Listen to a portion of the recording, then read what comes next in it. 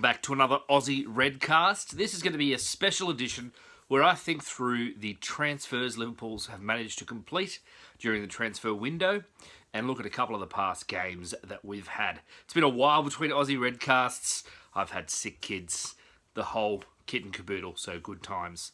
However, some very, very exciting times to be a Liverpool fan. First of all, we had the opening game, which I talked about in a previous Aussie Redcast, a 3-3, some shambolic defending from Liverpool. We followed that up with a lovely 1-0 win over Crystal Palace at home. Great way to start the season.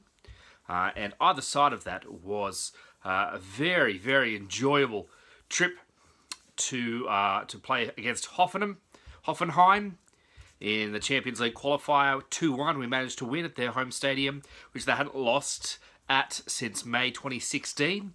So a brilliant turn away there. We had Trent Alexander with a wonderful free kick. Really felt like he stood up that game. Then we also had a beautiful accidental cross/shot by James Milner, which is also pretty exciting to see.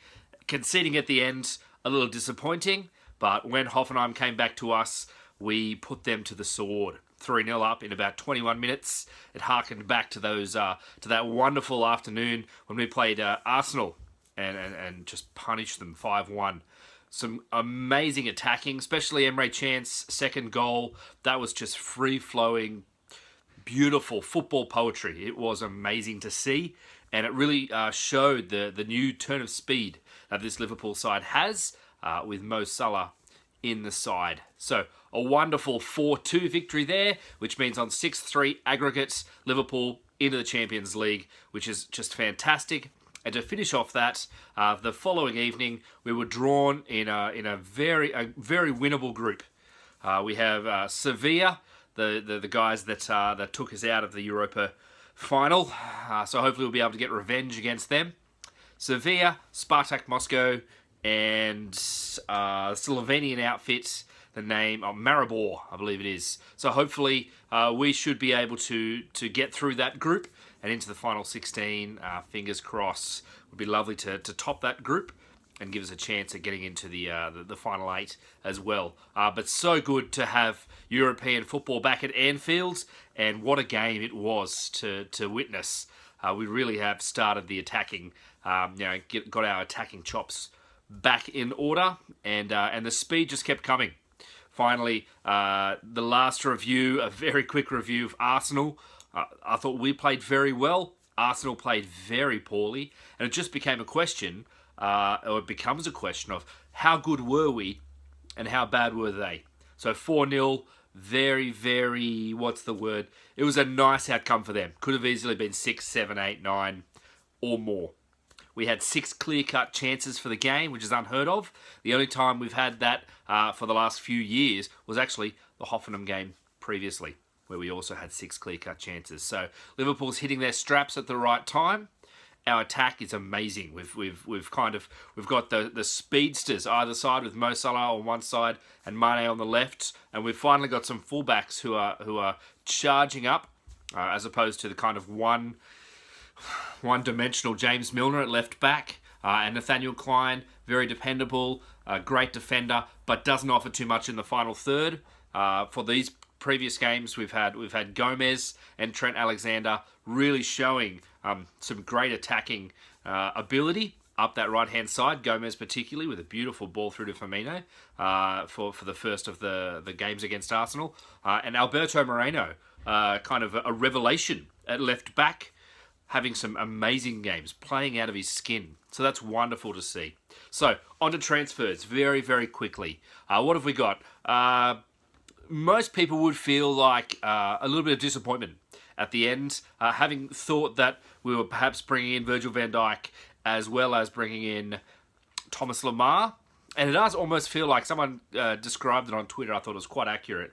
Like you've conceded at the end of a game, and so it feels like a loss.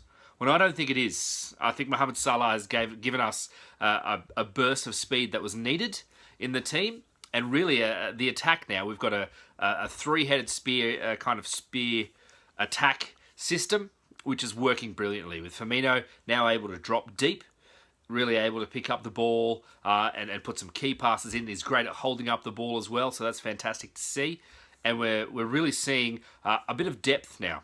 We've managed to get Alex Oxlade-Chamberlain, and he's also added depth there. I think primarily for his versatility. So the fact that he can be in the middle, he can be a winger, he can also be a fullback for us, and with some speed. He showed that at the end of last year with Arsenal. So we've kind of gone from a position of struggling for fullbacks and struggling with pace going forward. And I think both of those issues have been settled in this transfer window. So yes, centre-back is a worry. It's always going to be a worry with Lovren there. But left-back, I can see Moreno and Robertson brought in on the cheap, and he's quite the player. He had a fantastic debut at Anfield the other day against Crystal Palace, most touches of the ball. And Moreno, either side of him, also the most touches of the ball. So left-back being an issue with James Milner has become, the last 3 games, the left-back touched the ball most. So that's amazing. So left-back seems to be sorted, and on the right now, we've got Klein, Trent Alexander-Arnold, and Gomez. So that seems like we're quite covered there on right back as well, full back as well. It's centre back where we're going to have issues, where we've only really got Matip, Klavan, Lovren, and Gomez. So that really doesn't seem like enough for me if you're going to try and compete in 4 competitions, but we'll see what we see. So midfield, we seem to be just sparkling with a whole bunch of options, people hitting form. Coutinho stayed, which is I think good, especially for our depth. So if we can get him playing and happy, he will provide even more spark for that attack. And I can see us just putting teams to the sword this season. Compared to last season when there wasn't enough pace, or we were missing it when Mane was gone, I don't think we're going to have that problem this year. So we'll see if we can beat the dross. We'll see if we can start competing for the title. If I was going to look at this transfer window and put us in a position at the end of the season, making a prediction, I would hope we would be top 4, easier than last year.